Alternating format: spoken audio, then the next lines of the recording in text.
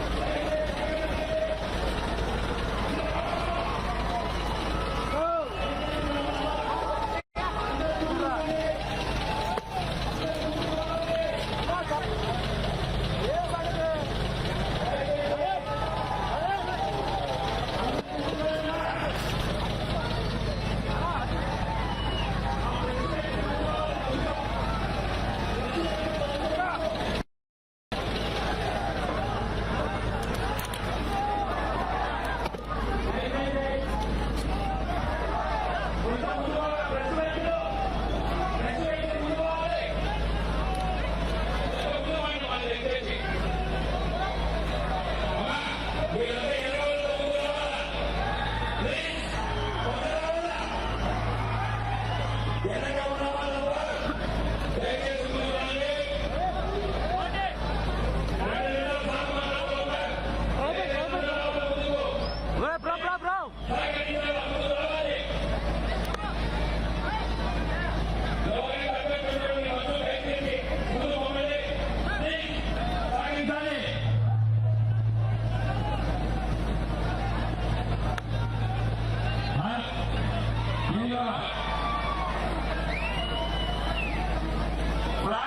కింది దించండి బాబు, జెండాలు కొంచెం కింది దించండి, జెండాలు కింది దించండి. వెనక వాళ్ళ కాంటాడు జెండాలు పూర్తి కింది దించండి. దించమ్మా, పెద్ద జెండాలు కింది దించు. దయచేసి ఈ మైక్ బండి కొంచెం ముందు అమ్మా, మైక్ బండి కొంచెం ముందు పోవాలా, కొద్దిగా ముందుకు అమ్మా, మీరంతా ముందులో అమ్మా. అమ్మా రైట్ సైడ్ అంతా ఖాళీ ఉంది, రండి అమ్మా. ఈ పక్కంతా రండి, రైట్ సైడ్, రైట్ సైడ్ అంతా ఖాళీ ఉంది. ఏం లేదు, మళ్ళీ లేచిపోతాను.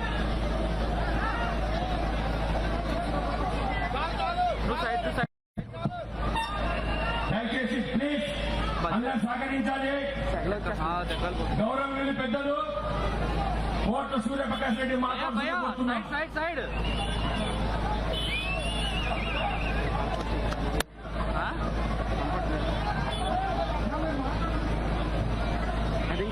అందరికీ నమస్కారాలు. తిరిగిపోతే బాక్స్ గౌరవనీయుల మన రాష్ట్ర అధ్యక్షుడు, పార్టీ అధ్యక్షుడు గౌరవ చంద్రబాబు నాయుడు గారికి, భరత్ గారికి, ఇది చేసిన సోదరులారా సోదరులారా పెద్దగా అవుతూ నమస్కారం. ఈరోజు ఎలక్షన్ జరగబోతున్నాయి. గతంలో పంచాయతీ జరిగాయి. ఈరోజు ఈ పోరాటం తెలుగుదేశానికి వైకాపా కాదు, పోలీసు వాళ్ళు నడుస్తుంది. పోలీసులు లేకపోతే దాదాపు 50% గెలిచిన వాళ్ళం.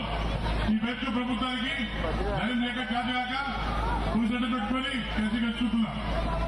మళ్ళీ గొప్ప చెప్పుకుంటారు, మేము అన్ని గ్రామ పంచాయతీలో విధానం చేస్తామని చెప్పి పోలీసు వాళ్ళు దాడి చేసి అందుకు విజయం చేపించు కాబట్టి ఈరోజు రాష్ట్రంలో కానీ కొత్త కూడా గొప్ప చెప్పుకుంటారు. వేగ ప్రభుత్వం చూపించండి, నేను ఛాలెంజ్ చేస్తున్నాను. ఈరోజు మన నగరంలో ఎంతమంది పిల్లలు కట్టుకున్నారు, ఒక ఇసుకోలేదు, అగ్రికల్చర్ లెక్కుండు మనం చేసే పని లేదు, చాలా ఎక్కువ దొరుకుతుంది. కాబట్టి దయచేసి స్థానిక ఎన్నికల్లో మున్సిపల్ ఎన్నికల్లో గెలుచుకుంటే తప్పకుండా మనం స్టేట్ చేస్తాడు, తప్పకుండా మనకి ఎమ్మెల్యే రాబోతున్నాయి. అప్పుడు మనకి తెలుగుదేశం పార్టీ అధికారం వస్తుంది. తప్పకుండా మన ఫ్రెండ్ పార్టీలు రెకమెండ్ చేసుకొని మీకు మంచి పాలన చెప్పి సందు లెక్కుండు.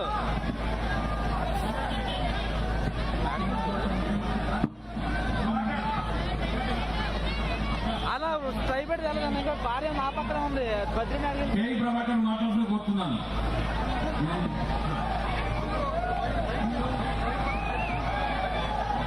అలాగే బద్రీనాథ్ లైన్ కలిపి నా కారు ఇక్కడే ఉందని చెప్పు.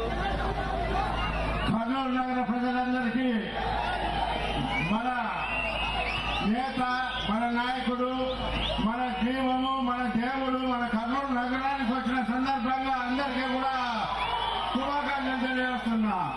మొన్ననే సర్పంచ్ ఎలక్షన్లు జరిగినాయి, పంచాయతీ ఎలక్షన్లు జరిగినాయి. ఎంత దారుణంగా జరిగినాయో మీరంతా టెలివిజన్ లో పత్రికల్లో చూసే ఉంటారు. మరి 40 సంవత్సరాల తర్వాత ఎక్కడా కూడా జరిగినటువంటి దారుణాలు మరి సర్పంచ్ ఎలక్షన్లు జరిగినాయి. మరి ఇక్కడ ఆ పప్పులు ఉడకవు అని చెప్పేసి మరి తెలియజేస్తున్నాం. మరి ఆ పప్పులు ఉడకవు. పట్టణాల్లో ఏ విధంగా ఈ ప్రభుత్వం, ఈ రాష్ట్ర ప్రభుత్వం మరి జీవో 198 ఇచ్చిందో అందరికీ కూడా బాగా గుర్తుంటుంది.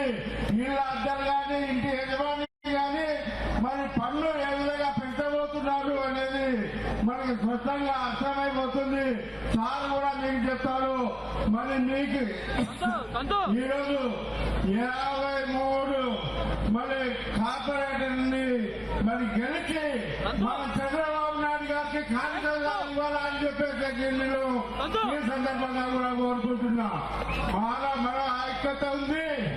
అవతల నలుగురు ఐదుగురు పోటీ పడుతున్నారు. కాబట్టి మనము ఇంటింటికి పోయి మన పథకాలు గతంలో చేసిన అభివృద్ధి, ఈ కర్నూలు నగరానికి చేసిన అభివృద్ధిని తెలియపరిచి ఒక్క మీటర్ సిమెంట్ రోడ్ కూడా ఇప్పటి వరకు వేయలేదు ఈ ప్రభుత్వం వచ్చిన తర్వాత.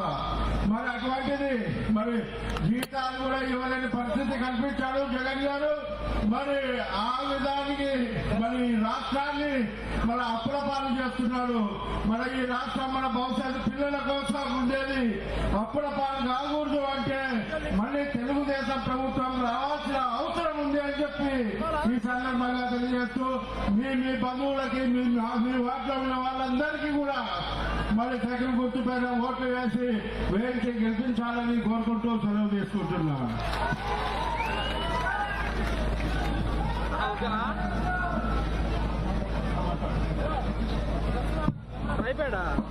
దయచేసి అందరు సైలెంట్ ఉండాలి.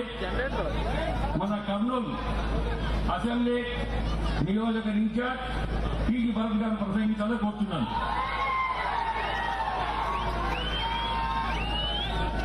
అందరికీ నమస్కారం.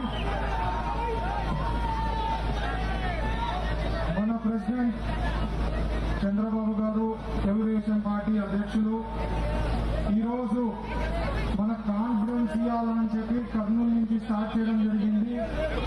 అంత పెద్ద వయసులో ఉన్న మన యూత్ లెక్క 40 years యూత్ ఉన్నట్లు సార్ ఒకరోజు తిరుపతిలో ఉంటే ఒకరోజు వైజాగ్ లో ఉంటారు, ఒకరోజు హైదరాబాద్ లో ఉంటారు, ఒకరోజు కడపలో ఉంటారు. అంత ఎనర్జీ లెవెల్స్ నాకు తెలిసి ఆ వయసులో ఎవరికి ఉండదు. మనం తిరుగుతున్నప్పుడు చాలా మంది చూస్తుంటాం 70 వయసులో ఉండే వాళ్ళు కట్టలు కట్టుకొని ఉంటారు.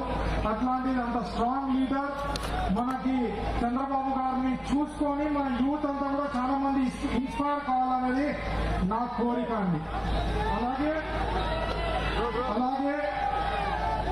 మన కర్నూలుకి సార్ లాస్ట్ టైం మనది 2014 నుంచి 19 ఉన్నప్పుడు కర్నూలులో ఎయిర్పోర్ట్ రావడం జరిగింది, ఇండస్ట్రియల్ జోన్ డిక్లేర్ చేయడం జరిగింది, సోలార్ పార్క్ వచ్చింది, తర్వాత గుండ్రేళ్ళ ప్రాజెక్ట్ కి సార్ శాంక్షన్ చేయడం జరిగింది 6,000 crores. ఈ లాస్ట్ 2 ఏళ్లలో ఒక్క ప్రాజెక్ట్ అన్నా చెప్పుకునేకున్నామే, ఒక్క ప్రాజెక్ట్ చెప్పుకునేట్లేదు కర్నూలు డిస్టిక్ లో. అట్లాంటిది ఇప్పుడు అభివృద్ధి కావాలంటే ఓన్లీ తెలుగుదేశం పార్టీ. డెవలప్మెంట్ అంటే సైకిల్ అంటే డెవలప్మెంట్. వేరే ఏ పార్టీ కూడా డెవలప్మెంట్ ఆలోచననే ఉండదండి. సో ప్రశ్నించే వాళ్ళు ఉంటేనే మనకు అభివృద్ధి చెందేదానికి అవకాశం ఉంటుంది. మనం ఇప్పుడు ఆల్రెడీ అసెంబ్లీ ఎలక్షన్స్ లో వాళ్ళకి వచ్చినాయి. రేపొద్దున ఇక్కడ కూడా కార్పొరేషన్ ఎలక్షన్స్, రేపు వచ్చే అసెంబ్లీ, రేపు వచ్చేది ఇంకా ఓన్లీ పార్లమెంట్ అండ్ అసెంబ్లీ. దీని తర్వాత ఎలక్షన్స్ మధ్యలో ఏమి ఉండవు. సో ఇప్పుడు ప్రశ్నించే వాళ్ళకి మాత్రమే పనులు జరుగుతాయి. ఇది ఒక్క అవకాశం తెలుగుదేశం పార్టీకి ఇది చూడండి. మీకు నెక్స్ట్ 5 ఏళ్లలో మన కార్పొరేటర్లు వాళ్ళ కార్పొరేటర్లు ఉంటారు. మన అభివృద్ధి చూపిస్తాం, వాళ్ళ అభివృద్ధి చూపిస్తాం, మీకే అర్థమవుతుంది. సో మీరందరూ కూడా అది గుర్తుపెట్టుకోవాలి. ప్రశ్నించే వాళ్ళకి మాత్రమే పనులు జరుగుతాయి, అధికార పార్టీ వాళ్ళకి పనులు జరగవు. ఇది మైండ్ లో పెట్టుకుంటేనే చాలా బాగుంటుంది. ఇప్పుడు ఇంకా చాలా లాంగ్ వే ఉంది సార్ చేసేది. ఇప్పుడు సార్ ప్రసంగిస్తారండి. Thank you.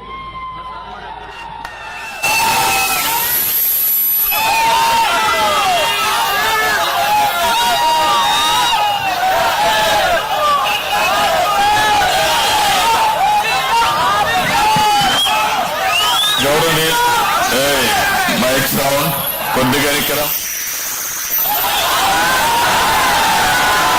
కొద్దిగా కొంచెం కరెక్ట్గా పెట్టుకో.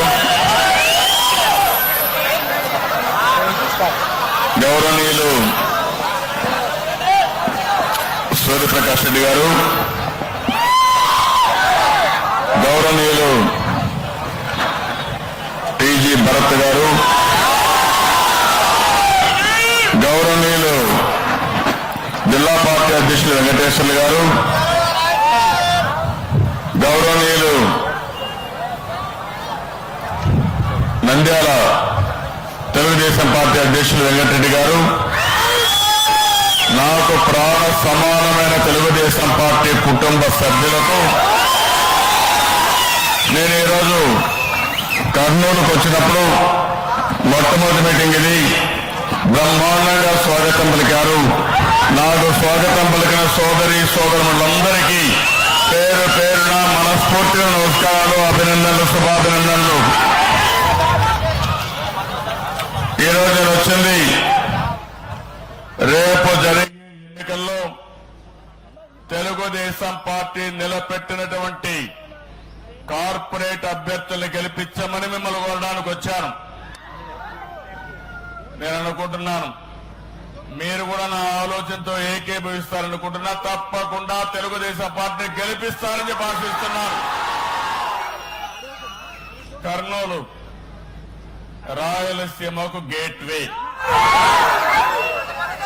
ఎవరైనా హైదరాబాద్ నుంచి రావాలంటే కర్నూలు దాటుకున్న తర్వాతే రాయలసీమకు ఎంటర్ అవుతాం. అవునా కాదా?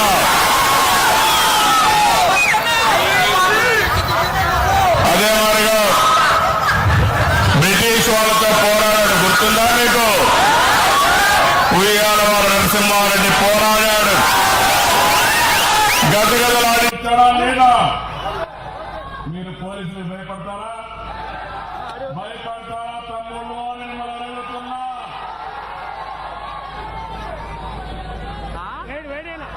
ఈరోజు మీరు ఒక్కసారి చూస్తే ఈ ప్రభుత్వం వచ్చి 22 సంవత్సరాలైంది.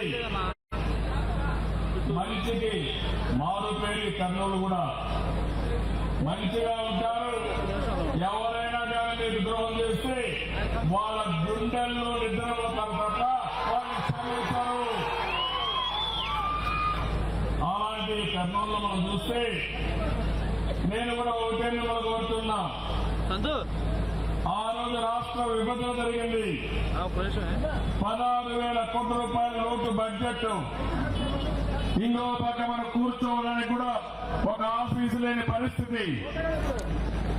అలాంటి క్లిష్టమైన సమయంలో తెలుగుదేశం పార్టీ ఏ విధంగా సుపరిపాలనకు నాంద్యమలిగామో ఒక్కసారి గుర్తుపెట్టుకోమని మనందరినీ కోరుతున్నా. నేను అడుగుతున్నా మిమ్మల్ని, ఆ రోజు పాలన బాగుందా? ఈ రోజు జగన్మోహన్ రెడ్డి పనికి మాలిన పాలన బాగుందా అని మిమ్మల్ని అడుగుతున్నా. ఈ రోజు మీరు ఒకసారి చూస్తే ఆ రోజు మనందరం అభివృద్ధికి పెద్దపీట ఇచ్చాం. ఈరోజు జగన్మోహన్ రెడ్డి విధ్వంసానికి పెద్దపీట వేశాడు. అవునా కాదా? మిమ్మల్ని అడుగుతున్నా. ఇంకో పక్క ఆ రోజు ఒక ఆశ, జీవితంలో ముందుకు పోతాం, ఎన్నో పనులు అవుతాయి, మన పిల్లలకు భవిష్యత్తును మనం ఆశించాం. ఈ రోజు ఏమైంది? నిరాశ, నిస్పృహలు, ఎవరిని మాట్లాడినా బాధలు, కష్టాలు. అవునా కాదా అని మిమ్మల్ని అడుగుతున్నా. అవునంటే గట్టిగా తప్పటం చెప్పండి. ఇంకో పక్క ఆ రోజు ఉద్యోగాలు కేంద్రంగా చేశాం, ప్రపంచం అంతా పెట్టుబడులు తీసుకొచ్చాం, మన దగ్గర పెట్టాం. మన పిల్లలు చదువుకున్న వాళ్ళు వేరే ప్రాంతాలకు పోకుండా మన దగ్గరనే ఉద్యోగాలు చెడిగా ఉద్యోగాలకు శ్రీకారం చుట్టాం. ఈరోజు నేను అడుగుతున్న నిరుద్యోగులందరినీ, ఎవరికైనా ఉద్యోగాలు వస్తున్నాయా తమ్ముళ్ళు అని నేను అడుగుతున్నా. ఏమమ్మా మీరు బాగా చదివిస్తున్నారు మీ పిల్లల్ని, ఎవరికైనా ఉద్యోగాలు వచ్చాయా? కడాన నేను ఉద్యోగాలు ఇచ్చానన్నాడు. ఏమి ఇచ్చారు? వాలంటీర్లు ఇచ్చారంట. 5,000 రూపాయలు. అది పెద్ద ఉద్యోగం లేని పీరియడ్ లో. మన పీరియడ్ లో ఏం చేస్తాం? బ్రహ్మాండమైన ఐటీ ఉద్యోగాలు ఇచ్చాం, ఇండస్ట్రీలో ఉద్యోగాలు ఇచ్చామా కాదని మనం అడుగుతున్నా. ఇంకొక పక్కన చదువుకున్న పిల్లలు తల్లిదండ్రుల పైన ఆధారపడకుండా నిరుద్యోగ వృత్తి ఇచ్చాం. అప్పుడే 1,200 రూపాయలు ఇచ్చాం. ఈ రోజు నేను ఉన్నట్టే 3,000 ఒకరికి, 4,000 ఒకరికి నిరుద్యోగ వృత్తి ఇచ్చి ఉద్యోగం వచ్చేవారికి ఆదుకునేవారు. అవునా కాదా? అది రద్దు చేశారు ఈ ముఖ్యమంత్రి. ఇంకో పక్క ఆ రోజు మీరు చూస్తే ప్రశాంతత ఒక రాష్ట్రం మారుపేరుగా చేశాం. పోలీసు వ్యవస్థ బాధ్యతగా ప్రవర్తించారు. ఎక్కడికక్కడ జవాబుదారితనం తీసుకొచ్చాం. ఈ రోజు నేరాలమయమైపోయింది. ఎవరైతే ఘోరాలు చేస్తాడో వాడు పెద్ద నాయకుడు. ఘోరాలు, మర్డర్లు చేసేవాళ్ళు, జోబీలు దోపిడీ చేసేవాళ్ళు, చిల్లర కొట్టు కొట్టేవాళ్ళు వాళ్ళే నాయకులు. ఇది అవునా కాదా? మీరే ఆలోచించమని మమ్మల్ని అందరినీ కోరుతున్నా. కోడికత్తి బాబాయి మంత్రి కూడా ఉంది, చాలా ఉన్నాయి, ఇంకా వస్తానవన్నీ. ఇంకో పక్క ఆ రోజు కమ్మేలు హార్మోడు కానీ సమాజం అంతా కూడా ప్రశాంతంగా ఉంటూ ఒకరినొకరు గౌరవించుకునే పరిస్థితి నుంచి ఇప్పుడు విద్వేషాలు, మత సామరస్యం దెబ్బతింది. హిందూ దేవాలయాల పైన, హిందూ దేవుళ్ల పైన దాడులు ఎప్పుడు కూడా నేను చూశాను. ఆంధ్రప్రదేశ్ రాష్ట్రంలో, నవ్యాంధ్రప్రదేశ్ లో ఎప్పుడు ఎక్కడ గొడవలు లేకుండా హిందువులు ముస్లింలు అందరూ బాయి బాయి అని చెప్పి కలిసి మెలుస్తుండే పరిస్థితి నుంచి ఈరోజు రాష్ట్రంలో దేవాలయాల పైన దాడులు, దేవుళ్ల పైన దాడులు చేసి భయభ్రాంతులు చేసే పరిస్థితికి వచ్చారు. ఇంకొక పక్కన మీరు ఒకసారి చూస్తే ఆ రోజు ఎక్కడ ఇంట్లో అయినా మీరు గుండె మెచ్చి వేసుకుని ప్రశాంతంగా నిలబడే పరిస్థితి ఈ రోజు ఎక్కడ చూస్తామంటే ఒక జంగల్ రాజ్. అవునా కాదా? ఏ పోలీసులు ఏ విద్యార్థి మన ఇంటికి వస్తారో మనకే తెలియదు. పాపం గెస్ట్ గా వస్తారు రాత్రి 12 గంటలకు 1 గంటకు. అంతేకాదు రౌడీలు వస్తారు, ఎక్కడికక్కడ వాళ్ళకి ధైర్యం ఓపెన్ చేస్తారు, బైండ్ ఓవర్ కేసులు పెడతారు. నేను చెప్తున్నాను తమ్ముళ్ళు, ఇవన్నీ నేను రివ్యూ చేస్తా. ఎవరైతే ఎక్సెస్ గా బిహేవ్ చేశారో వాళ్ళకు తప్పకుండా శిక్ష అనుభవిస్తారు, వదిలిపెట్టాం. తమాషా గారు ప్రజాస్వామ్యం అంటే. ఇంకో పక్కన మీరు చూస్తే ఆ రోజు మన నాయకుడు ఆత్మ గౌరవాన్ని చెప్పాడు. తెలుగు వారి ఆత్మ గౌరవాన్ని ప్రపంచంతో చాటి చెప్పిన ఏకైక నాయకుడు నందమూరి తారక రామారావు. అలాంటి జాతికి మనం వారసులం. ఆ తర్వాత నేను వచ్చిన తర్వాత ఆత్మవిశ్వాసంతో ముందుకు పోమన్నాను. ఈ రోజు హైదరాబాద్ దగ్గర ప్రపంచ పట్టులో పెట్టామంటే అది తెలుగు వాళ్ళు చేసిన త్యాగం, కష్ట ఫలితం. అదే మరి మన వాళ్ళు ప్రపంచం మొత్తం పోయి ఉద్యోగాలు చేస్తున్నారు, ఎంతో మంది ఉన్నతమైన స్థాయికి వెళ్ళారు. అలాంటి ఆత్మవిశ్వాసాన్ని కల్పించాం. ఈ రోజు ఏమవుతుంది తమ్ముళ్ళు, అందరూ కూడా నిర్వీర్యమైపోయారు, బాధల్లో ఉన్నారు. ఇవన్నీ చూస్తా ఉంటే మన రాష్ట్రంలో అంబేద్కర్ రాజ్యాంగం లేదు. ఏ రాజ్యాంగం ఉంది? ఏ రాజ్యాంగం ఉంది? రాజారెడ్డి రాజ్యాంగం. పులివెందుల పంచాయతీ, కర్నూలు పంచాయతీ లేదు, పులివెందుల పంచాయతీ ఉంది ఇక్కడ. అవునా కాదా? ఎప్పుడన్నా మీరు ఊహించారా ఇలాంటి పనులన్నీ? తమలో కొత్త పాలసీ ఒకటి పెట్టాడు జగన్ రెడ్డి, ఏబిసిడి. మళ్ళా ఒకసారి రండి, మనం అందరం కూడా పిల్లలకు చదివించినప్పుడు ఏ అంటే యాపిల్ అంటాం. అవునా కాదా? ఇప్పుడు జగన్మోహన్ రెడ్డి చెప్పింది ఏ అంటే అట్రాసిటీస్, అటాకులు చేయడం, మనుషుల్ని ఎక్కడన్నా కానీ మాట్లాడటం, చంపేయడం, ఆడబిడ్డలు ఎవరన్నా కానీ ఒంటరిగా దొరికితే వాళ్ళపైన దాడి చేయడం, మహిళలనే విధువులు లేకుండా ఇష్టానుసారంగా చేసే పరిస్థితికి వచ్చారు. అలాంటి అట్రాసిటీస్ మీద అరాచక ప్రభుత్వం, ఒక అటవిక పాలన ఈ రాష్ట్రంలో జరుగుతోంది. దాని గురించి చెప్తాను. రెండోది మీరు చూస్తే ఈ రాష్ట్రంలో ఇంకో పక్కన బి, ఏబిసిడి కదా, బి అంటే ప్రతి ఒక్కరికి బాధుడు, బాధుడే బాధుడు. ఎంత బాధుడో మీకే అర్థం కాదు. నట్టి విరిగిపోయే బాధుడు. అవునా కాదమ్మా? ఆ బాధనేంటో కూడా చెప్తాను నేను, ఆ బాధనేంటో కూడా చెప్తాను. సి అంటే కరప్షన్, అవినీతి, హోల్సేల్ గా దోచేసుకోవడం జగన్మోహన్ రెడ్డి.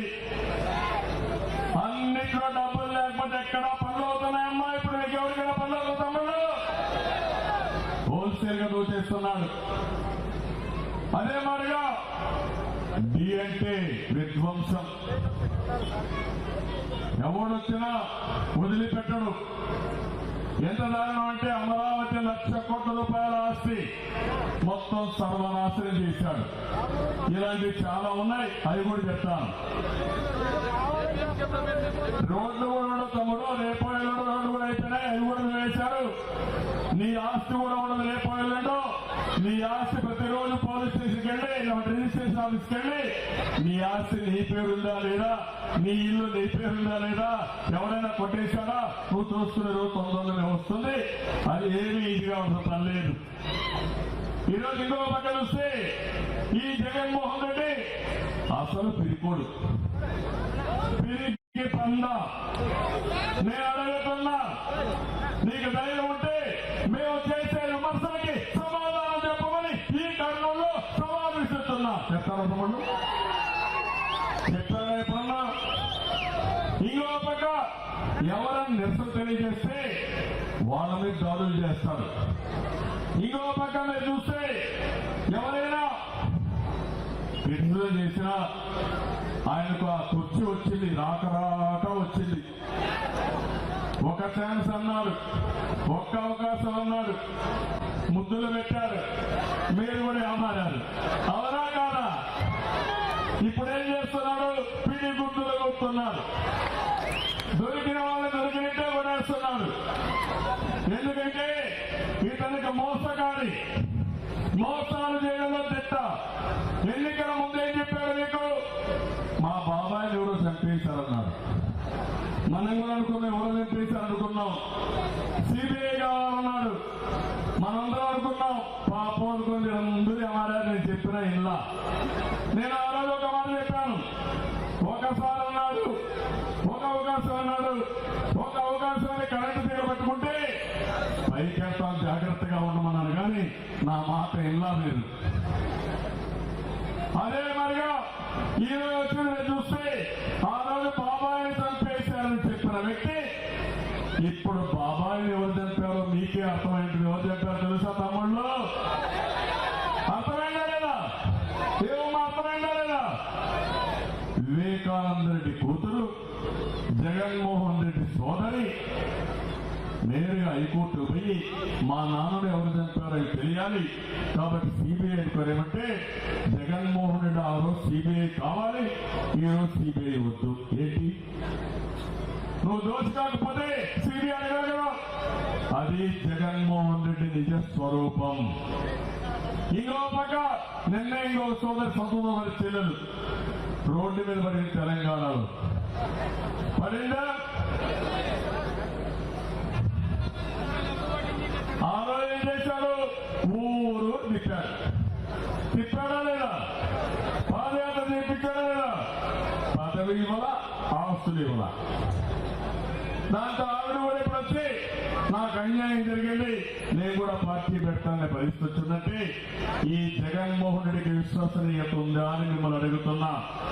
సొంత మనుషులకి మోసం చేశారు, అపోజిషన్ పార్టీలు దాడులు చేస్తారు. ఈ రోజు సూర్యప్రకాష్ రెడ్డి గారు ఉన్నారు, వాళ్ళ తండ్రి కూడా ఇక్కడ మాజీ ముఖ్యమంత్రి, మంత్రి. ఎప్పుడన్నా ఇలాంటి గొడవలు ఉన్నాయని మిమ్మల్ని అడుగుతున్నా, ఎప్పుడన్నా జరిగాయని మిమ్మల్ని అడుగుతున్నా. నేను 14 సంవత్సరాల ముఖ్యమంత్రి, సమైక్య ఆంధ్రప్రదేశ్ లో నేనే ఎక్కువ కాలం ముఖ్యమంత్రిగా ఉన్నా. 12 సంవత్సరాల అపోజిషన్ లేదు.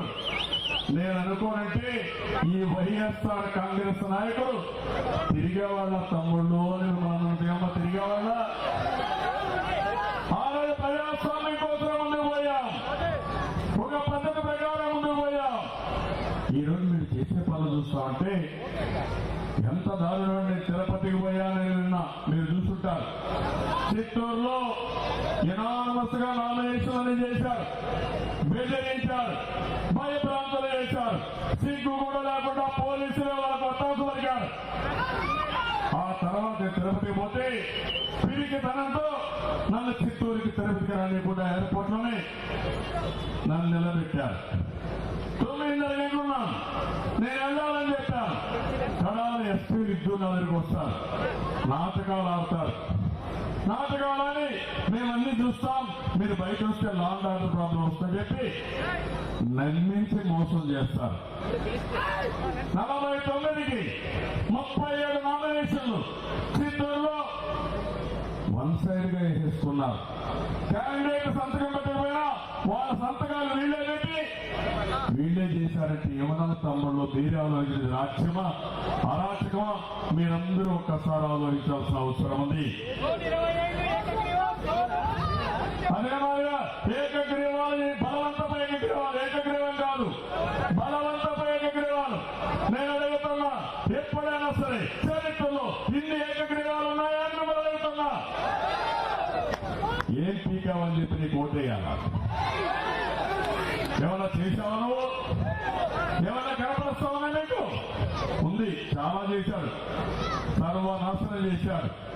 నేను అడుగుతున్నా, పంచాయతీ ఎలక్షన్లు వచ్చాయి, 4 విడతలు జరిగాయి. ముందు పోలీసులు పెట్టించి బెదిరించడం, బెదిరిస్తే భయపడకుండా నామినేషన్ వేయడానికి ముందు వస్తే ఇంట్లో ఒక బాక్స్ పెడతాం, నీ మీద కేసు పెడతాం. ఇంకో పక్క ఎర్రచనం చేస్తాం, నీ ఇంట్లో పెడతాం, నీ మీద కేసు పెడతాం. అప్పటికి కూడా కొంతమంది నామినేషన్లు వేశారు. నామినేషన్లు వేస్తే అడ్డంగా అన్ని సబ్బుగా ఉన్నా రిజెక్ట్ చేసేశారు.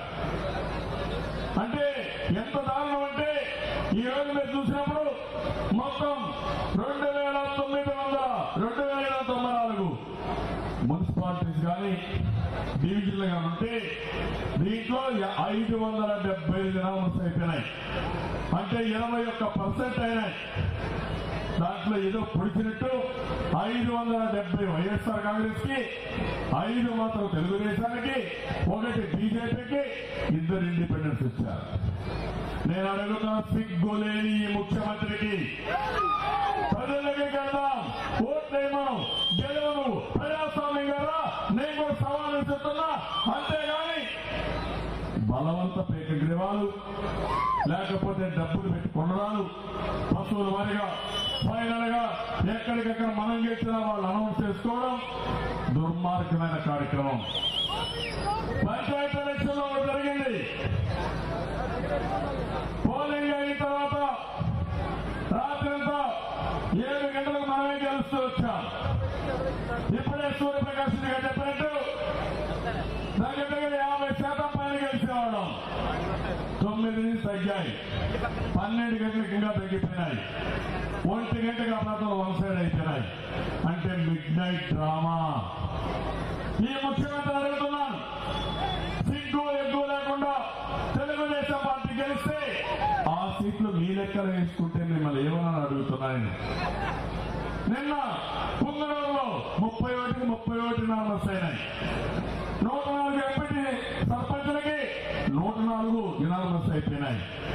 ఇంకో పక్క మాచర్లో 31, పిడుగులలో 33, పులివెందులలో 33, రాయచోట్లో 34కి 31, కడపలో 50 కార్పొరేట్కి 23, చిత్తూరులో 50కి 37 తిరుపతి కూడా చేశారు. కర్నూలు జిల్లాలో కర్నూలులో 2 చేశారు. డోన్లో 32కి 25, ఆత్మకూరులో 24, 15, నంద్యాలలో 12, ఆదోళనలో 9, ఆళ్లగడ్డ 8. ఇంకో పక్క ఇలాంటివన్నీ చేసి ఈరోజు మనం చూస్తాం నందికొట్టుకోలో 4, ఇలాంటివన్నీ చేసి ఇప్పుడు గొప్పగా మేము చేపించామంటున్నారు. నేను మిమ్మల్ని ఒకటే అడుగుతున్నా, ఓటు హక్కు మీకు అవసరమా లేదా? తమ్ముళ్ళు ఆడబిడ్డలు మీరే చెప్పండి. అంటే ప్రజాస్వామ్యం మనకిచ్చిన ప్రాథమిక హక్కు ఓటేసేది. ఇప్పుడే పార్టీ గారు ఒక మాట అన్నారు, మీరు ఓటేసే అవకాశమే లేకపోతే మీకు ప్రశ్నించే అవకాశం మీకు వస్తుందా? వస్తుందని మేము అడుగుతున్నా. ప్రశ్నించే అవకాశం మీకు లేకపోతే నాయకులు భయపడతారా అని మిమ్మల్ని అడుగుతున్నా. పులివెందుల్లో ప్రజాస్వామ్యం లేదు, వీళ్ళ తాబేదారులు పెడతారు, వీళ్ళ ఇంట్లో పనిచేసే వాళ్ళు పెట్టుకుంటారు. మనం కూడా భయపడుతూ పనిచేయాలి. ఏంటి బాధ? నేను అందుకనే మిమ్మల్ని అడుగుతున్నా, ప్రజాస్వామ్యాన్ని కాపాడుకోవాలి, ఓటు హక్కు కాపాడుకోవాలి. ఎవరైతే మన ఓటు హక్కుని హరిస్తున్నారో అలాంటి నాయకుడికి జాగ్రత్తగా ఉండండి. మీ గుండెల్లో నిద్ర అవుతామని గట్టిగా చెప్తామని చూపట్టు కొట్టి చెప్పాలి. మీరంతా కూడా ఒక్క విషయం గుర్తుపెట్టుకోవాల్సిన అవసరం ఉంది. అటాక్స్ 1-2 కాదు, ఇష్టానుసారంగా చేస్తున్నారు. ఆడబిడ్డల పైన దాడులు, ఎస్సీల పైన దాడులు, ఎస్టీల పైన దాడులు, వెలుగుబడిన వర్గాల పైన దాడులు, ఎక్కడికక్కడ అరెస్టు. అచ్చెన్నాయుడు అరెస్ట్ చేశారు, కొల్ల రవీంద్ర అరెస్ట్ చేశారు. ఈ విధంగా ఎక్కడికక్కడ చేసి ఒక భయానకమైన వాతావరణం క్రియేట్ చేసే పరిస్థితికి వచ్చారు. అందుకనే ఈ ముఖ్యమంత్రి ఏ అంటే అటాక్స్, ఎక్కడికక్కడ దాడులు చేయడం, భయభ్రాంతులు చేయడం, భయభ్రాంతులైన తర్వాత మొత్తం ఏకపక్షంగా బలవంతపు వినామస్సు చేసుకోవడం. రేపు ఎవరికి అన్యాయం జరిగినా మీరు అడిగే పరిస్థితి కూడా లేకుండా చేయాలని చెప్పే దుర్మార్గమైన కార్యక్రమాల్లో ముందుకు పోతున్నారు. అంతేగాని ఈ రాష్ట్రంలో దాడులు పోవాలంటే, సమాజంపై దాడులు పోవాలంటే మీరందరూ ఒకటి కావాల్సిన అవసరం ఉంది. యునానమస్ అయినాయి. రేపు ఎన్నికల్లో ఎంత డబ్బులిచ్చినా ఆ డబ్బులకు రోజు కాకుండా మీరు బుద్ధి చెప్పే పరిస్థితి వస్తే, గుణపాఠం చెప్పే పరిస్థితి వస్తే అప్పుడే ఈ జగన్మోహన్ రెడ్డికి భయం అనేది వస్తుంది. అసలు పిరికివాడు. రేపు మీరు కర్నూలు గెలిపించండి, జగన్మోహన్ రెడ్డి తిరిగి మన దారిలోకి వస్తాడని చెప్పి కూడా నేను తెలియజేస్తున్నా. గెలిపిస్తారని మిమ్మల్ని అడుగుతున్నాను. ఇంకొక పక్క నేను అడుగుతున్నా, ఎన్ని రకాల బాధలు. ఏమమ్మా ఒక మాట చెప్పండి, నిత్యావసర వస్తువులు ఎట్లున్నాయి తల్లి? ఏమైనా తినే పరిస్థితులు మీరు ఉన్నారా? ఆయిల్ ఎంతమ్మా? ఒకప్పుడు 100 రూపాయలు, ఇప్పుడు ఎంతమ్మా? 185 రూపాయలు, 2 రూపాయలు అయిపోయిందా లేదా? 200 అయింది. చింతకాయ ఎంతమ్మా? ఒకప్పుడు చింత 120 రూపాయలు, 200 రూపాయలు అయిందా లేదా? అదే మరి చక్కెర 20 నుంచి 52 రూపాయలు అయిందా లేదా?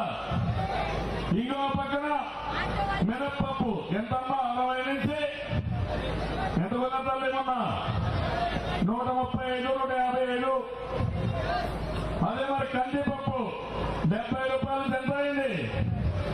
120. అవునా కాదా అని మనం అడుగుతున్నా. అవునంటే గట్టిగా చెప్పండి, చెప్పండి అవునని. నిత్యావసర వస్తువుల ధరలు పెరిగాయా లేదా? పెరిగాయి, తేలిపోయి కదండి. అన్ని పెరిగాయి. పెట్రోల్ ధర పెరిగిందా? రేపు ఎల్లుండి సెంచరీ కొడుతుంది. 100 రూపాయలు అయిపోతుంది. అవునా కాదా? డీజిల్ పెరిగింది. గ్యాస్ అమ్మా గుది బంద అయిందా లేదా? మీకు గ్యాస్ కొనే పరిస్థితులు ఉన్నారా? నేను మీ అందరికీ గ్యాస్ లేకపోతే అందరికి గ్యాస్ ఇచ్చా. ఆ రోజు మీరు అనుకున్నారు ఈ ఒక్క ముద్దులు పెట్టేవాళ్ళు వస్తే మీ జీవితాలు బాగుపడతాయని మీరు ఓటేసి ఇప్పుడు పిడిముద్దులు కొట్టామంటే మీతో కూడా నేను కూడా బాధపడే పరిస్థితికి వచ్చాను తల్లి. అది జరుగుతా ఉంది. ఇంకో పక్కన మీరు చూస్తే ఈ కొండలతో ఎవరికైనా ఇసుక దొరుకుతా ఉంటున్నారు. తుంగభద్ర ఇక్కడే ఉందా లేదా? ఇసుక అందులో ఉందా లేదా? మీరు ఆ ఇసుక మాత్రం తెచ్చుకుంటారా? ఎందుకు? జగన్మోహన్ రెడ్డి ట్యాక్స్ కట్టాలా? ఎంత 8 రెట్లు పెరిగింది ఇసుక? 5-6 రెట్లు పెరిగిందా లేదా? 200 రూపాయలు వచ్చింది, 10,000 అయిందా లేదా? అందుబాటులో ఉందా ఇసుక మీకు? భవన కార్మికులు ఏమయ్యారు? బస్సులు పడుకునే పరిస్థితికి వచ్చారు. ఇల్లు కట్టుకునే వాళ్ళు ఇల్లు ఆగిపోయినాయి. చాలా సమస్యలు. చౌనా కాదని వాళ్ళు అడుగుతున్నా. 2 ఏళ్ళు అయింది. ఆ రోజు ఏం చెప్పావు? ఉచితంగా ఇస్తానన్నావు. ఇంకో మేలుగా పాలసీ చేస్తాన్నావు. ఏం తెచ్చావని నేను అడుగుతున్నా. ఇంకో పక్క మద్యం ఏమన్నా లెక్క చూసారా? ఏ నమ్మలో బాగుందా బాగుందా అని మొదలెడుతున్నా. ఎందుకు బాగలేదు తమ్ముళ్ళు? జగన్మోహన్ రెడ్డి బ్రాండ్ ఆయన విస్కీ తయారు చేసుకుంటున్నాడు. నాసి రకం ఎంతో ఒకటి 4 రెట్లు పెంచేశారు రేట్లన్నీ. భూమ్ భూమ్ అన్నాడు మా తమ్ముడు. ప్రెసిడెంట్ బ్రాండ్, ఇంకో పక్క స్పెషల్ స్టేటస్ బ్రాండ్, అన్ని నాసి రకం. కడాన మీరంతా ఏమయ్యారంటే ఈ నాసి రకం తాగలేక అటు తెలంగాణ చూస్తే అక్కడ తాగి ఇక్కడికి వస్తారు. ఇప్పుడు కర్ణాటక ఉంటే ఆ పక్క తాగి ఈ పక్క వస్తారు. అవునా కాదా? కనీసం ఈ లేకపోతే ఆటో ఛార్జీలను వస్తుంది. లేకపోతే ఆటోలకు ఆ పని కూడా లేదు. నేనేమనాలి? నీ యొక్క ఆదాయం కోసం ఈ పేద ప్రజల రక్తాన్ని తాగే నిన్ను ఒక రాష్ట్రం వల్ల ఒక మనిషి వల్ల అడుగుతున్నా. ఏమన్నా మీ రక్తం ఏం తెలుసా? 5,000 కోట్ల రూపాయలు చేసుకున్న 5,000 కోట్ల సంవత్సరానికి జలగా రక్తాన్ని తాగేస్తా ఉంది. మీ ఆరోగ్యం పోతా ఉంది. మీ ఆర్థికంగా చితికిపోతున్నారు. అందుకే అంటారు అమ్మ ఒడేది నాన్న బుద్ధి కట్టేటి. అమ్మ ఒడి 14,000, నాన్న బుద్ధి 36,000.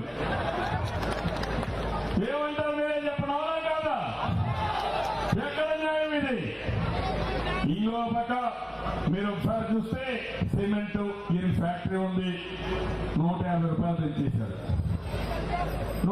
అంటే పెంచిందే 150 తమ్ముడు, పెంచిందే 150 రూపాయలు పెంచాడు. ఇంకో పక్క మీరు చూస్తే ఈ రోజు ఫైబర్ గ్రిడ్ నేను ఇచ్చాను 140 రూపాయలకి. ఇప్పుడు ఎంత? 400, 350 ఊళ్ళో 400. నేను చెప్పాను 169 రూపాయలతో ఫైబర్ గ్రిడ్ ఇచ్చి మీకంతా వైఫై ఇస్తా, అన్ని విధాలా మీకు అందుబాటులో ఉంటుంది, టీవీ కూడా 50 ఛానల్ ఇస్తాను, ఇంటర్నెట్ ఇస్తాను. నేను చెప్తే 400 రూపాయలు చేసి ఏమైనా ఇచ్చాడంటే ఏమి ఇవ్వలేదు. అలాంటి దుర్మార్గమైన వ్యక్తి. ఇంకో పక్కన రేపు ఎల్లుండో మున్సిపాలిటీలో హెచ్చరిస్తున్నాను మనందరినీ, పన్నుల బాధుడే బాధుడు. మొన్నే ఒక నోటిఫికేషన్ చేశారు, చట్టాన్ని కూడా పాస్ చేశారు. మామూలుగా కాదు, మీ ఆస్తి మీ తాత ఇచ్చినా మీ ముత్తాత ఇచ్చినా ఆ ఇల్లు ఈరోజు ప్రజెంట్ వాల్యుయేషన్ వేస్తారు. నువ్వు ఎంత అమ్ముకుంటే ఆ మార్కెట్ రేట్ వేస్తారు.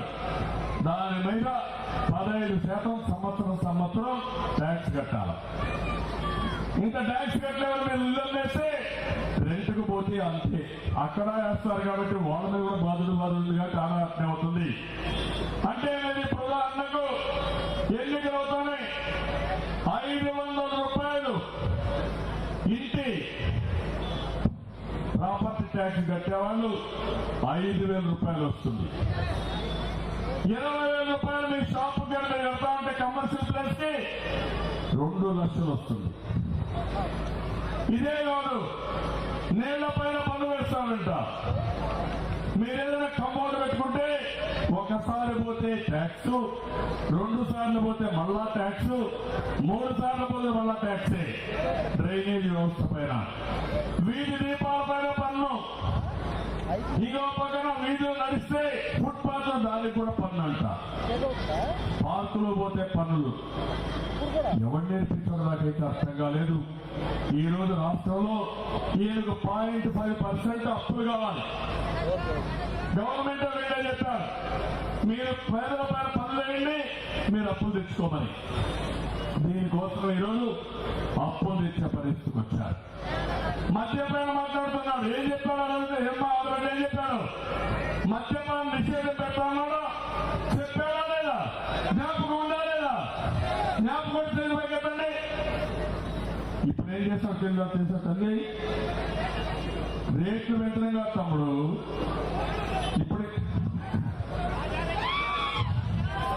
ఇప్పుడు ఇంకో పని చేశాడు. 20 ఏళ్ళు మీరు తాగే మద్యం పైన మొత్తం వేరే కంపెనీలకన్నిటి తాకట్టు పెట్టి, మనం భూమి ఎట్టి తాకట్టు పెడతామో, ఇల్లు ఎట్టి తాకట్టు పెడతామో, తెచ్చుకుంటామో మన తాగుడు పైన తాకట్టు పెట్టి ఒక 40-50 కోట్ల రూపాయలు అప్పు తెచ్చుకుంటాడంట. పెంచుకుంటూ పోతాడు, మీరు మునిగిపోతామా వస్తారు. ఏంటి బాధ? ఇది నీకు ఆమోదయోగ్యమని అడుగుతున్నా. నేను సవాలు విసురుతున్నా. నువ్వు ఇప్పుడు పెట్టిన అప్పుల కోసం అగ్రిమెంట్లో ఇది ఉందా లేదా చెప్పమని ఈ ముఖ్యమంత్రిని సవాలు విసురుతున్నా. మీకు చాలా విషయాలు తెలియదు. మిమ్మల్ని మోసం చేసిన తర్వాత, మోసపోయిన తర్వాత మీరు ఆలోచించుకునే పరిస్థితికి వచ్చారు. ఇంకో పక్కన మీరు చూస్తే ఇదే కాకుండా పెద్ద ఎత్తున డ్రైవర్లకు 10,000 ఇస్తా ఉన్నాడు. ఫైన్స్ కానీ, పెట్రోల్ పెరిగిపోవడం కానీ, ఇంకో పక్క ఎక్కడికైనా రోడ్లు బాగుండకుండా పోవడం కానీ అన్ని కలిపి 30,000 రూపాయలు ఖర్చు అవుతా ఉంది. ఇదే కాకుండా మీరు ఒకసారి గుర్తుపెట్టుకోండి, రైతుకి 7,000 ఇస్తా అన్నాడు, 12,000 ఇస్తా అన్నాడు. మళ్ళా గవర్నమెంట్ ఆఫ్ ఇండియా 6,000 ఇచ్చారు కాబట్టి అది కూడా వాళ్ళ లెక్కలో వచ్చింది కాబట్టి నేను 6,000 తగ్గిస్తాను, తగ్గించి ఇప్పుడు 7,000 రూపాయలు ఇస్తాను. అదే ముఖ్యమంత్రి ఉన్నప్పుడు రైతులకి ఒకేసారి 50,000 రూపాయలు రుణమాఫీ చేసే ఘనత తెలుగుదేశం పార్టీది. మొత్తం రుణమాఫీ చేశాం. అలాంటిది ఆ రోజు చేస్తే కూడా పోయింది. ఇప్పుడు ఏమంటాడు, నేను ఆ రోజు 8,000 కోట్ల రూపాయలు ఇంకా ఇవ్వాలి, అది ఇమ్మంటే నేను ఇవ్వనంటాడు. దానికి సమాధానం మన మీద, అంటే నీ గవర్నమెంట్ ఇస్తే నేను ఎందుకు ఇవ్వాలంటున్నాడు. నా గవర్నమెంట్ లో అభివృద్ధి చేస్తే పన్నులు వసూలు చేయండి, నీకు ఎవడిచ్చారు అధికారం అడుగుతున్నా. పన్నులు వసూలు చేసినప్పుడు ఒక ప్రభుత్వం చెప్తే ఆ ప్రభుత్వం చేసిన పనికి జవాబుదారితనం కూడా ఇంకొక ప్రభుత్వం తీసుకోవాల్సిన అవసరం ఉంది. ఇప్పుడు ఇంకో పక్క చూస్తే ఇంటింటికి వ్యాన్లు తెచ్చాడు. ఏమమ్మా పంపిణీ వ్యవస్థలో తెచ్చారా? ఎంత ఖర్చు తెలుసా? 800 కోట్లు. మీకు ఏ వ్యవస్థ బాగుంది? ముందు బాగుందా, ఇప్పుడు బాగుందా? ముందే బాగుందా లేదా? గట్టిగా చెప్పండి, ముందే బాగుందని. ఇప్పుడు ఏం చేశారు? మనం నచ్చినప్పుడు నెలకు 20 రోజుల్లో ఎప్పుడు కావాలంటే అప్పుడు పోయి బియ్యం తెచ్చుకున్నాడు. ఇప్పుడేంటి, మన వీధిలోకి వస్తుంది, ఎక్కడో ఉంటుంది, మీరు అక్కడికి వెళ్ళాలి, క్యూలో నిలబడుకోవాలి, ఎండ్లో ఉండాలి. ఎవరన్నా కానీ అమ్మాయిలు వస్తే ఈ దారిని పోయే వాళ్ళు ఎగతాళి చేసే పరిస్థితికి వస్తారు. అంటే ఇవన్నీ కూడా మీరు చూసుకోవాల్సింది బుద్ధి లేని చర్యలు, పిచ్చి తొగ్గుల చర్యలు, ప్రజాధనాన్ని దుర్వినియోగం చేయడం, లూటీ చేయడానికి ఈ కార్యక్రమాలు తీసుకుని దాంట్లో కూడా కమిషన్ తీసుకోవడానికి. ఇంకో పక్కన మీరు ఒకసారి చూస్తే అప్పులు, మొన్న కూడా పేపర్లో ఈరోజు చూస్తుంటారు, 73,000 కోట్ల రూపాయలు 10 నెలల్లో తీసుకొచ్చారు. దేశంలో అప్పులు ఎక్కువ తెచ్చిన ముఖ్యమంత్రి ఉన్నారంటే జగన్ రెడ్డి. ఇంకో పక్క ఆస్తులన్నీ అమ్మేస్తున్నాడు. ఈయన వచ్చిన తర్వాత 1,60,000 కోట్ల రూపాయలు అప్పులు చేశాడు.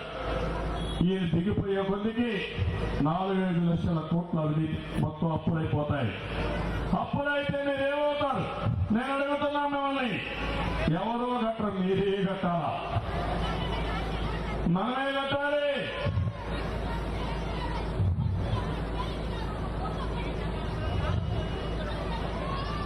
అదే మనం చెప్పేది, అన్నీ చేశారు.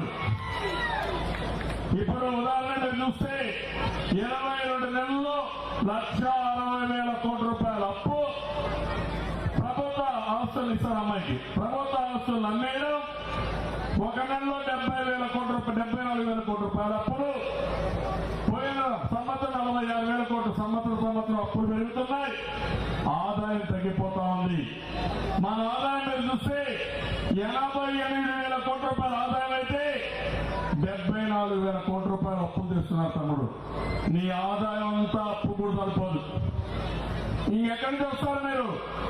అంటే రేపు రాబోయేలో వడ్డీ భారం పెరుగుతుంది, అప్పుల భారం పెరుగుతుంది.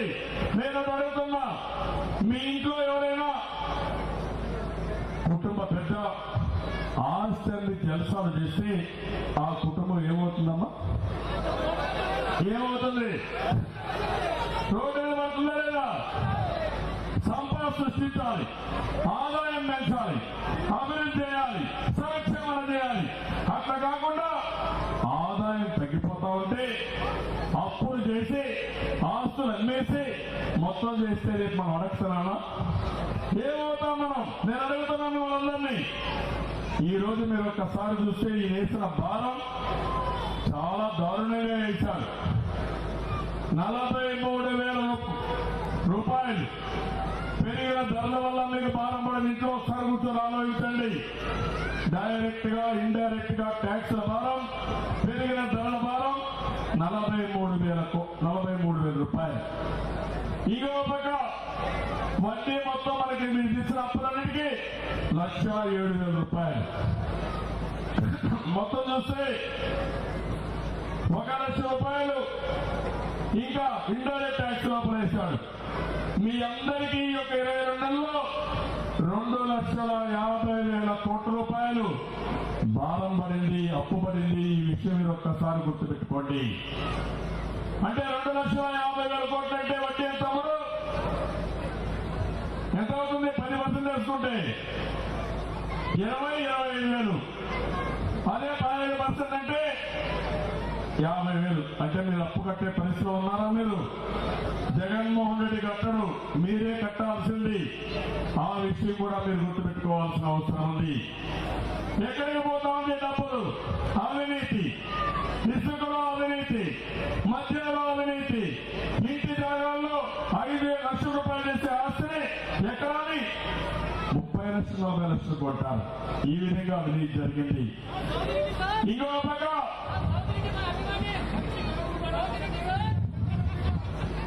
వస్తా చంద్రన్న బీమా ఉందా? రంజాన్ తోఫా ఉందా? అదే మరిగా అన్న క్యాంటీన్ ఉందా? పెళ్లి కానుక ఉందా? సంక్రాంతి గిఫ్ట్ ఉందా? ఇంకో పక్క క్రిస్మస్ గిఫ్ట్ ఉందా? ఏమైనా ఈ ప్రభుత్వం లాభం వచ్చిందా నీకు?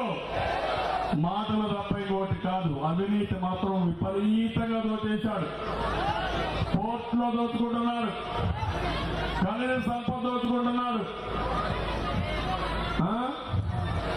5 రూపాయలకి నేను భోజనం పెట్టాను లేదు తమరు. ఇప్పుడు ఏమైంది? పేదవాడు ఇంట్లో నుంచి బయలుదేరి ఏదైనా పనికి పోతే నేరుగా అన్న క్యాంటీన్ లో ఫోన్ చేసి పని చూసుకొని మధ్యాహ్నం కూడా అక్కడే ఫోన్ చేసి మళ్ళా పని చూసుకొని రాత్రి కూడా ఫోన్ చేసి ఇంటికొచ్చి పడుకోవచ్చు. అలాంటి వస్తువుని కల్పించా. ఈరోజు ఏమైనా అన్నా క్యాంటీన్ మీకు కావాలా లేదా? అన్నా క్యాంటీన్ ఇంకో పక్కన మీరు చూస్తే కరప్షన్ విపరీతంగా పెరిగిపోయింది. ముఖ్యమంత్రి ఆస్తులు పెరుగుతున్నాయి, ఆదాయం పెరుగుతా ఉంది, మీ ఆదాయం తరిగిపోతా ఉంది. మీరు అప్పుల్లో ఆయన సంపదలు బాగా పెంచుకొని కడుపు బాగా నిండింది. ఎప్పుడు బలుపులుతుందో నాకే తెలియదు. ఇతను డబ్బులంటే పుచ్చ. వాళ్ళ తల్లిని అడ్డం పెట్టుకొని 1,00,000 కోట్లు సంపాదించాడు. మీరేమారు మళ్ళీ ఇప్పుడు సంపాదిస్తున్నాడు. మనలందరినీ చాలా ఇబ్బంది పెడుతున్నాడు. ఇంకో పక్క విధ్వంసం ఎటువంటి అమరావతి 1,00,000 కోట్ల రూపాయల నాశనం చేశాడు. ఏమా? 1 minute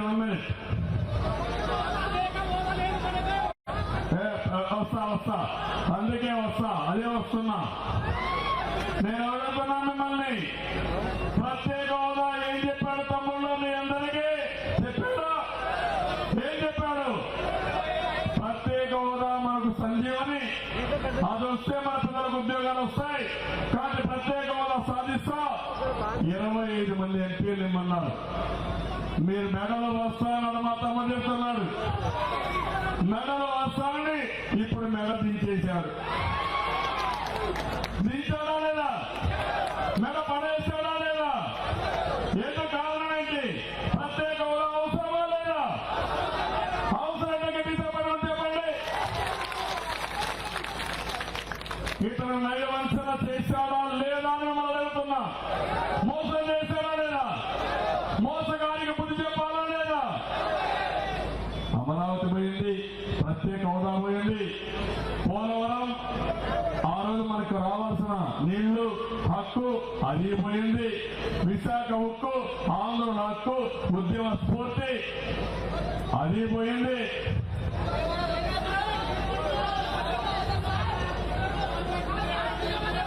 అదే తిరుపతి లడ్డు పెరిగింది, అలిపిరి టోల్ గేట్ పెరిగింది, ప్రాపర్టీ సంపేస్తున్నారు, ఆస్తులు అమ్మేస్తున్నాడు, అవి కూడా కొట్టేస్తున్నాడు. ఒంటిగా తమ్ముళ్ళు అరాచకాలే, వినాశకాలే, విపరీత బుద్ధిని ఎన్ని చేసే పరిస్థితికి వచ్చారు. మొత్తం కొట్టాతముడు ఉండే ఇల్లు కూడబెడతారు, చాలా దుర్మార్గం చేస్తారు. అందుకే నేను అడిగా, ఎవరైనా మాట్లాడితే, ఎవరైనా పోటీ చేస్తే వాళ్ళ ఇల్లు కూడగొట్టడం ఒక అలవాటుగా పెట్టుకున్నారు. చాలా సమస్యలు ఉన్నాయి. అందుకనే పోలీసు వ్యవస్థ సర్వనాశనం అయిపోయింది, భ్రష్టు పట్టింది, పరిపాలనా వ్యవస్థలన్నీ భ్రష్టు పట్టాయి. ఇప్పుడు ప్రజలే నాయకత్వం వహించాలి. మీలో చైతన్యం రావాలి. మీలో చైతన్యం రాకపోతే నేను ఎంత పోరాడినా నా పోరాటం కూడా చాలదని మరొకసారి మీ అందరినీ కోరుకుంటున్నా. వస్తారా మీరు? సిద్ధంగా ఉన్నారా లేదా? మీరు గట్టిగా చెప్పండి. కొట్టి జిల్లాలో అభివృద్ధి ఒకసారి చూడండి. నేను ఆ రోజు సోలార్ పార్క్ తీసుకొచ్చాను. ఏషియాలోనే నెంబర్ 1. 7,000 కోట్లతో 6,000 ఎకరాలు తీసుకొచ్చాం. మెగా సీడ్ పార్క్ ఇక్కడనే తీసుకొచ్చాం. 670 కోట్లతో 625 ఎకరాల్లో పెట్టి ప్రపంచానికి విత్తనాలు అభివృద్ధి పంపించి మన పిల్లలకు ఉద్యోగం రావాలి, రైతులకు ఆదాయం రావాలని కర్నూలుకి స్మార్ట్ సిటీగా పెట్టాం. ఇంకో పక్క ఓర్వకల్లో ఎయిర్పోర్ట్ కట్టాం. ఓర్వకల్లో ఇండస్ట్రియల్ టౌన్షిప్ తీసుకొచ్చాం. హైదరాబాద్, బెంగళూరులో ఇండస్ట్రియల్ కారిడార్ కోసం పనిచేశాం. టెక్స్టైల్ క్లస్టర్ పెట్టాం. కొలిగూడలో సిమెంట్ ఉత్పత్తి చేయడానికి ఒక క్లస్టర్ ఒకటి ఏర్పాటు చేశాం. న్యూక్లియర్ ఫ్యూయల్ కాంప్లెక్స్ తీసుకొచ్చాం. సిమ్స్ తరహాలో సూపర్ స్పెషాలిటీ హాస్పిటల్ తీసుకొచ్చాం. అదే మరిగా లైఫ్ స్టాక్ రీసెర్చ్ మరియు పాలిటెక్నిక్ సెంటర్ తీసుకొచ్చాం. ఆ రోజు సూర్యప్రకాష్ రెడ్డి గారిని అభివృద్ధి రైల్వే వ్యాగన్స్ మరమ్మతుల ఇది ఉంది, దాన్ని తప్పకుండా ఇవ్వాలంటే డబ్బులు కూడా ఇచ్చి మనం దాన్ని కూడా ముందుకు తీసుకుపోతే అది కూడా అతి లేదు, గతి లేదు. మైనింగ్ స్కూల్ పెట్టాం. క్యాన్సర్ నిర్మూలన స్టేట్ సెంటర్ పెట్టాం. తిరుమల ఐటీ పెట్టాం. ఇంకో పక్క ఉర్దూ యూనివర్సిటీ పెట్టాం. నేను అడుగుతున్నా జగన్మోహన్ రెడ్డి, ఏమైనా ఇవన్నీ వచ్చాయా? ఉన్నాయా? ఈరోజు ఏమీ పని లేదు. హైకోర్టు అన్నాడు. హైకోర్టు తీసిన తమ్ముళ్ళ దగ్గరికి ఇది మోసం అనే కాదా మీకు? ఇప్పుడు వచ్చిన హైకోర్టు దగ్గరికి ఇలాంటి తప్పుడు పనులు చేశారు తప్ప ఇంకోటి కాదు. నేను అందుకనే మిమ్మల్ని అందరినీ కోరుతున్నా, ఇక్కడే ఎన్టీఆర్ హౌసింగ్ కట్టాం. మనం 10,000 ఇళ్ళు. ఎలాంటి ఇల్లు కట్టాం మీకు ఐడియా ఉందా లేదా? బ్రహ్మాండమైన ఇల్లు కట్టామా లేదా? 2 ఏళ్ళైంది. ఏం చేశాడు ఈ ముఖ్యమంత్రి? ఆ ఇల్లు కానీ మీకు ఇచ్చుంటే, ఆ ఇళ్ళకి మీరు పోయింటే బ్రహ్మాండమైన ఆస్తి వచ్చేది. నీళ్లు కూడా ఇవ్వలేని ముఖ్యమంత్రి ఇవన్నీ మాట్లాడే పరిస్థితికి వచ్చాడు. ఇంకో పక్క ఇరిగేషన్కి ఎక్కువ ప్రాధాన్యత ఇచ్చావు ఈ జిల్లాలో. గుండ్రేవుల, వేదవతి, ఎల్ఎల్సి అవన్నీ కూడా శాంక్షన్ చేశాం. అవన్నీ కూడా ఆటకెక్కాయి. నేను అడుగుతున్నా ఇప్పుడు మిమ్మల్ని అందరినీ, ఇలాంటి సందర్భంలో వైఎస్ఆర్ కాంగ్రెస్ పార్టీకి ఓటు అడిగి హక్కు ఉందా? తమ్ముళ్ళు, ఆడబిడ్డలు మీరే చెప్పాలి. మైనారిటీ వర్గం చేశారా? అబ్దుల్ సలాం కుటుంబాన్ని, నలుగురిని బలవంతపు ఆత్మహత్య చేసుకునే విధంగా వీళ్ళు ప్రవర్తించి కడానా బలవంతపు ఆత్మహత్య చేసుకుని ఎంత ఘోరమో, ఎంత నీచమో మీరు ఒక్కసారి ఆలోచించండి. దినానికి 4-5 సార్లు ఆయన నమాజ్ చేసే వ్యక్తి కడానా ఆత్మస్థైర్యం పోగొట్టుకుని ఆయన కూడా ప్రాణాన్ని, ఆయన పిల్లలను కూడా తీసుకెళ్లాడు, భార్యను కూడా తీసుకెళ్లిపోయే పరిస్థితికి వచ్చాడు. ఇలాంటివన్నీ జరుగుతున్నాయి. నేను అందుకని నేను మిమ్మల్ని కోరుతున్నా, నేను పోరాడతా. నా జీవితంలో ఎప్పుడు కూడా పోరాటం అంటే వెనకబడినాం. ఇంకొక విషయం కూడా గుర్తుపెట్టుకోండి, నా మీద తీవ్రవాదులు ఆ రోజు తిరుపతి దగ్గర అల్పిగేట్ దగ్గర 24 క్లేమోర్ మైన్స్ నా మీద ప్రయోగిస్తే ఆ రోజే బాంబులకే భయపడి నేను ఈ జగన్మోహన్ రెడ్డికి భయపడతానా? మత విద్వేషాలు కంట్రోల్ చేశారు. ఇంకో పక్క మీరు ఒకసారి చూస్తే రౌడీల్ని కంట్రోల్ చేశాం, ముఠా నాయకుల్ని కంట్రోల్ చేశాం, శాంతికి ప్రశాంతకు రాష్ట్రాన్ని ముందు తీసుకుపోవాలని ఆలోచించాం. ఈరోజు మళ్ళా ఇతను వచ్చి రౌడీజాన్ని ప్రమోట్ చేస్తున్నాడు, నేరాలు కూడా చేసే పరిస్థితికి వచ్చారు. మీరు కూడా ఒకసారి ఆలోచిస్తున్నారు మాకెందుకు వచ్చిందని.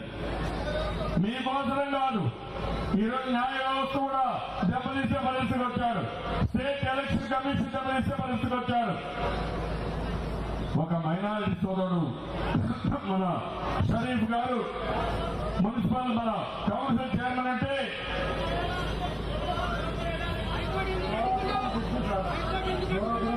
జోరాపురం బ్రిడ్జి 2 మనం కడితే 2 ఏళ్ళు అయింది, అది కూడా కనెక్ట్ చేయలేకపోయారు. ఎక్కడికక్కడ ట్రాఫిక్ జాములు. నేను అందుకనే మిమ్మల్ని అందరినీ ఒకటే కోరుతున్నా, ఇలాంటి సమస్యలు చాలా ఉన్నాయి. చెప్తా ఉంటే రాత్రంతా ఇక్కడ ఉండాల్సి వస్తుంది, కానీ ఇంకా మీటింగ్లు ఉన్నాయి, రాష్ట్రం అంతా తిరగాలి. నేను మొట్టమొదటిసారిగా కర్నూలుకు వచ్చా. నేను ఒకటే మనందరినీ కోరుకుంటున్నా, ఈ రాష్ట్రాన్ని కాపాడుకుందామా లేదా అని మనం అడుగుతున్నా. ఉన్మాదులు వదిలిపెడతామని మనం అడుగుతున్నా. నేరస్తులు వదిలిపెడతారా అని మనం అడుగుతున్నా. ఈ నేరస్తులు వదిలిపెడితే రాబోయే రోజుల్లో ఎలక్షన్ ఉండవు, మీరు ఓటేసే అవకాశం ఉండదు. మీరు ఓటేసే అవకాశం లేకపోతే వీళ్ళు మొత్తం దోపిడీ చేసుకున్నా అడిగి ప్రతిపక్షం కూడా ఉండదు. ఆ విషయం మీరు గుర్తుపెట్టుకోండి. నేను ఇప్పుడు ఇన్ని మాట్లాడాను, ఒక్కదానికైనా ఈ జగన్ రెడ్డి సమాధానం చెప్తున్నాడా తమ్ముళ్ళు అని మిమ్మల్ని అడుగుతున్నా. ఎందుకు చెప్పడం లేదు అంటే దౌర్జన్యం చేయించానా? తమాషా ఇది. అందుకే మిమ్మల్ని కోరుతున్నా, కర్నూలులో ఉండే 53 కార్పొరేటర్లో 2 ఎన్నో సార్ 50 ఉంటున్నాయి.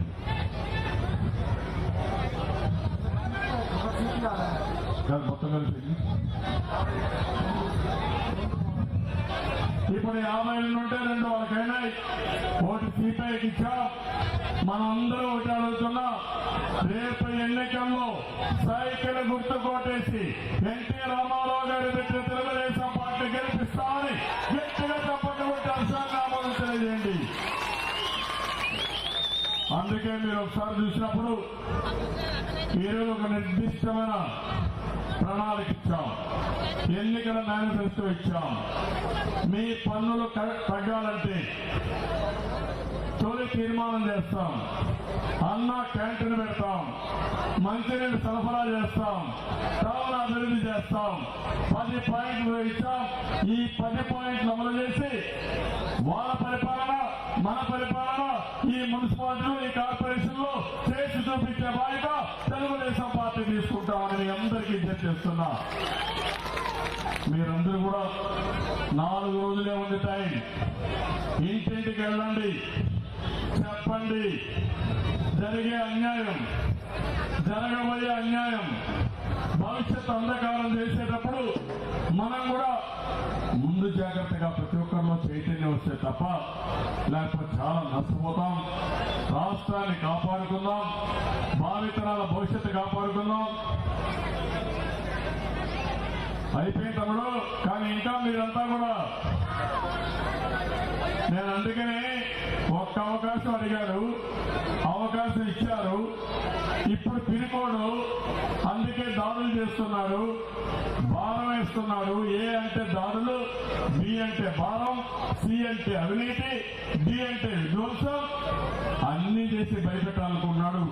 భయపడితే శాశ్వతంగా ఊడిగలు చేస్తాం, తిరగబడితే ఈ రోజు మరిగా ముందుకు పోతాం, మళ్ళా ఈ రాష్ట్రాన్ని కాపాడుకుంటాం. ఈ చరిత్ర తిరగరాయడంలో మీరందరూ భాగస్వాములు కావాల్సిందిగా మరొకసారి కోరుకుంటూ అందరికీ నమస్కారాలు. జై హింద్, జై తెలుగుదేశం. తమలో ఓటు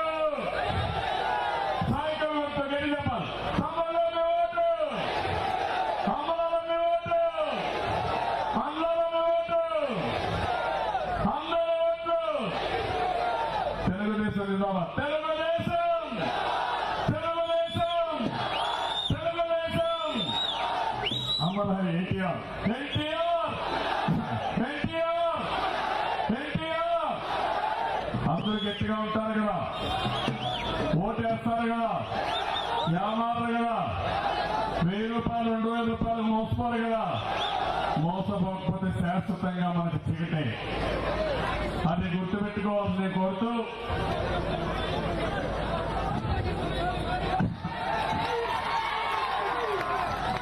కాబట్టి అన్ని గుర్తుపెట్టుకోవాల్సి కోరుతూ అందరికీ మనస్ఫూర్తిగా అభినందనలు, ధన్యవాదాలు, నమస్కారం.